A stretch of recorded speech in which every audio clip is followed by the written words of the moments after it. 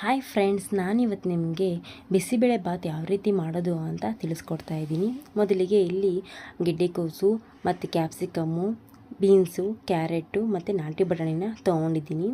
ಇವಾಗ ಒಂದು ಕುಕ್ಕರ್ಗೆ ಇದಕ್ಕೆ ಹಾಕ್ಕೊಂಡಿದ್ದೀನಿ ತರಕಾರಿಗಳೆಲ್ಲ. ರುಚಿಗೆ ತಕ್ಕಷ್ಟು ಉಪ್ಪನ್ನ ಹಾಕ್ಕೊಂಡಿದ್ದೀನಿ ಮತ್ತು ಇಲ್ಲಿ ಸ್ವಲ್ಪ ನೀರನ್ನ ಹಾಕ್ಕೊತಾ ಇದ್ದೀನಿ. ಹಾಕಿಬಿಟ್ಟು ಕುಕ್ಕರ್ ಮುಚ್ಚಳನ ಮುಚ್ತಾ ಇದ್ದೀನಿ. ಇದಕ್ಕೆ ಇವಾಗ 2 ವಿಸಿಲ್ ಕೂಗಿಸ್ಕೊಂಡ್ರೆ ಸಾಕು. ಆಲ್ರೆಡಿ ವಿಸಿಲ್ ಕೂಡ ಬಂದಿದೆ, ನೋಡ್ತಾ ಇರ್ಬೋದು. ತರಕಾರಿ ಎಲ್ಲ ಇವಾಗ ಬೆಂದಿದೆ.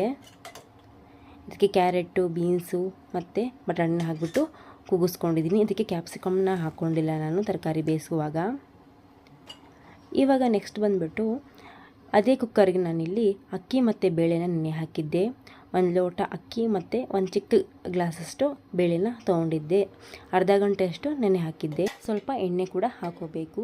ಇಲ್ಲಿ ನಾನು ನಾರ್ಮಲ್ ಅಕ್ಕಿ ತೊಗೊಂಡಿಲ್ಲ, ಇಲ್ಲಿ ನುಚ್ಚಕ್ಕಿನ ನಾನು ತೊಗೊಂಡಿರೋದು. 1 ಲೋಟ ನುಚ್ಚಕ್ಕಿ ಮತ್ತು 1 ಅರ್ಧ ಗ್ಲಾಸಷ್ಟು ಇದನ್ನು ಹಾಕ್ಕೊತಾ ಇದ್ದೀನಿ. ಬೇಳೆ, ಅರಿಶಿನ, ಉಪ್ಪು ಮತ್ತು ಹಾಕೋಬೇಕು. ಇವಾಗ ಇದಕ್ಕೆ ಬಿಸಿನೀರನ್ನ ಹಾಕ್ಕೊಳ್ಳಿ. ಸ್ವಲ್ಪ ಹಾಕಿಬಿಟ್ಟು ಒಂದು 5 ವಿಸಿಲ್ನ ಕುಗ್ಗಿಸ್ಕೋಬೇಕು. ಕುಕ್ಕರ್ ಲಿಡ್ನ ಮುಚ್ತಾ ಇದ್ದೀನಿ. 5 ವಿಸಿಲ್ನ ಕುಗ್ಗಿಸ್ಕೊಳ್ಳಿ.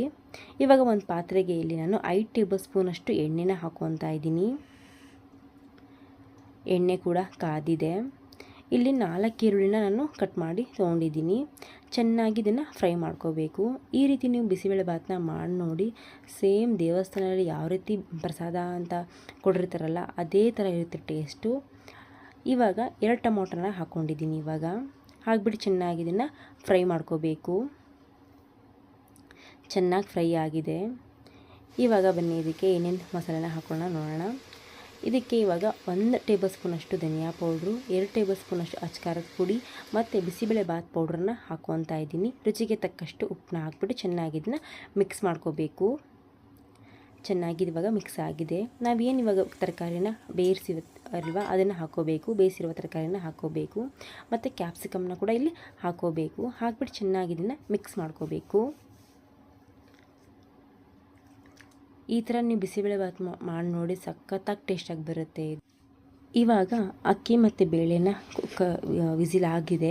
5 ವಿಸಿಲ್ ಕೂಗಿಸಿದ್ದೀನಿ ನೋಡಿ, ಮೆತ್ತಗಾಗಿದೆ ಅನ್ನ ಕೂಡ ಇದು. ಇವಾಗ ನಾವೇನು ಮಸಾಲೆನ ರೆಡಿ ಮಾಡ್ಕೊಂಡಿರ್ತೀವಲ್ವ, ಇವಾಗ ಚೆನ್ನಾಗಿದ್ದೀನ ಎಣ್ಣೆ ಕೂಡ ಬಿಟ್ಕೊಂಡಿದ್ದು ಮಿಕ್ಸ್ ಮಾಡ್ಕೋಬೇಕು. ಇವಾಗ ಇಲ್ಲಿ ನಾನು ಅನ್ನನ ಹಾಕ್ತಾಯಿದ್ದೀನಿ. ವಿಸಿಲ್ ಹೊಡ್ಕೊಂಡಿರುವ ಅನ್ನ. ಇದಕ್ಕೆ ನುಚ್ಚಕ್ಕಿನೇ ಹಾಕ್ಕೋಬೇಕು. ಇದಕ್ಕೆ ಇವಾಗ ಇದನ್ನು ಮಿಕ್ಸ್ ಮಾಡ್ಕೋಬೇಕು. ಚೆನ್ನಾಗಿ ಇದನ್ನು ಮಿಕ್ಸ್ ಮಾಡ್ಕೊಳ್ಳಿ. ನೋಡ್ತಾ ಇರ್ಬೋದು ಎಷ್ಟು ಕಲರ್ಫುಲ್ಲಾಗಿ ಬಂದಿದೆ. ಎಣ್ಣೆ ಕೂಡ ಬಿಟ್ಕೊಂಡಿದೆ.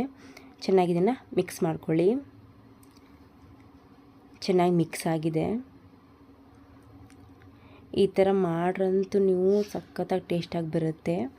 ಇವಾಗ ಹುಣಸೆ ರಸನ ಹಾಕ್ತಾಯಿದ್ದೀನಿ. ಹಾಕ್ಬಿಟ್ಟು ಚೆನ್ನಾಗಿ ಇದನ್ನು ಮಿಕ್ಸ್ ಮಾಡ್ಕೋಬೇಕು. ಒಂದು 5 ನಿಮಿಷ ಕುದಿ ಬಂದರೆ ಸಾಕು. ಇದು ಅಷ್ಟೇ ಸಾಕು. ನಿಜವಾಗ್ಲೂ ಹೇಳ್ತಾ ಇದ್ದೀನಿ, ಈ ಥರ ನೀವು ಬಿಸಿಬೇಳೆ ಭಾತನ್ನ ಮನೆಯಲ್ಲಿ ಒಂದ್ಸಲ ಟ್ರೈ ಮಾಡಿ ನೋಡಿ. ನೀವೇ ಕಮೆಂಟ್ ಮಾಡಿ ಹೇಳ್ತೀರ, ಅಷ್ಟು ಚೆನ್ನಾಗಿರುತ್ತೆ ಈ ಬಿಸಿಬೇಳೆ ಭಾತು. ಇವಾಗ ಒಗ್ಗರಣೆಗೆ ನಾನು ರೆಡಿ ಮಾಡ್ಕೊಳ್ಳೋಣ ಬನ್ನಿ. ಇವಾಗ ಒಂದು ಬಾಣಲೆಗೆ ನಾನಿಲ್ಲಿ 3 ಟೇಬಲ್ ಸ್ಪೂನಷ್ಟು ಎಣ್ಣೆನ ಹಾಕ್ಕೊತಾ ಇದ್ದೀನಿ. ಎಣ್ಣೆ ಕಾದಿದೆ. ಇವಾಗ ನಾನು ಸಾಸಿವೆ ಹಾಕ್ಕೊತಾ ಇದ್ದೀನಿ. ಇಲ್ಲಿ MTR ಹಿಂಗನ್ನ ಹಾಕ್ಕೊತಾ ಇದ್ದೀನಿ ಸ್ವಲ್ಪ. ಇದಕ್ಕೆ ನಾವು ಗೋಡಂಬಿ ಕೂಡ ಹಾಕೋಬೋದು, ಬೇಡ ಅಂದರೆ ನಾವು ಇಲ್ಲಿ ಕಡಲೆಕಾಯಿ ಬೀಜನ ಹಾಕೋಬೋದು. ಹಾಕ್ಬಿಟ್ಟು ಚೆನ್ನಾಗಿ ಇದನ್ನ ಸ್ವಲ್ಪ ಫ್ರೈ ಮಾಡ್ಕೊಳ್ಳಿ. ಚೆನ್ನಾಗಿ ಫ್ರೈ ಆಗಿದೆ. ಇವಾಗ ಕೆಂಪು ಮೆಣಸಿನ್ಕಾಯಿ ಮತ್ತು ಕರಿಬೇವು ಸೊಪ್ಪನ್ನ ಹಾಕ್ಕೊತಾ ಇದ್ದೀನಿ. ಹಾಕ್ಬಿಟ್ಟು ಚೆನ್ನಾಗಿ ಇದನ್ನು ಫ್ರೈ ಮಾಡ್ಕೋಬೇಕು. ಚೆನ್ನಾಗಿ ಫ್ರೈ ಆಗಿದೆ. ಈ ಒಗ್ಗರಣೆನ ಇವಾಗ ಬಿಸಿಬೇಳೆ ಭಾತ್ಗೆ ನಾವು ಹಾಕ್ಕೊಳ್ಳೋಣ. ಇದು ಶನಿ ಮಹಾತ್ಮ ದೇವಸ್ಥಾನದಲ್ಲಿ ಪ್ರಸಾದ ಕೊಡ್ತಾರಲ್ಲ ಬಿಸಿಬೇಳೆ ಭಾತು, ಅದೇ ಟೇಸ್ಟ್ ಆಗಿರುತ್ತೆ. ನೀವು ಮನೇಲಿ ಒಂದ್ಸರಿ ಟ್ರೈ ಮಾಡಿ ನೋಡಿ. ಯಾವ ರೀತಿ ಬಂದಿದೆ ಅಂತ ಕಮೆಂಟ್ ಮಾಡೋದನ್ನು ಮರಿಬೇಡಿ. ಇವತ್ತಿನ ರೆಸಿಪಿ ನಿಮಗೆ ಇಷ್ಟವಾದಲ್ಲಿ ಪ್ಲೀಸ್ ಸಬ್ಸ್ಕ್ರೈಬ್ ಮಾಡ್ಕೊಳ್ಳಿ, ಲೈಕ್ ಮಾಡಿ, ಶೇರ್ ಮಾಡಿ. ಇನ್ನೂ ಹೆಚ್ಚು ವಿಡಿಯೋಗಳನ್ನ ಅಪ್ಲೋಡ್ ಮಾಡ್ತಾನೆ ಇರ್ತೀನಿ. ನೆಕ್ಸ್ಟ್ ವಿಡಿಯೋದಲ್ಲಿ ಸಿಗೋಣ. ಟೇಕ್ ಕೇರ್, ಬಾಯ್.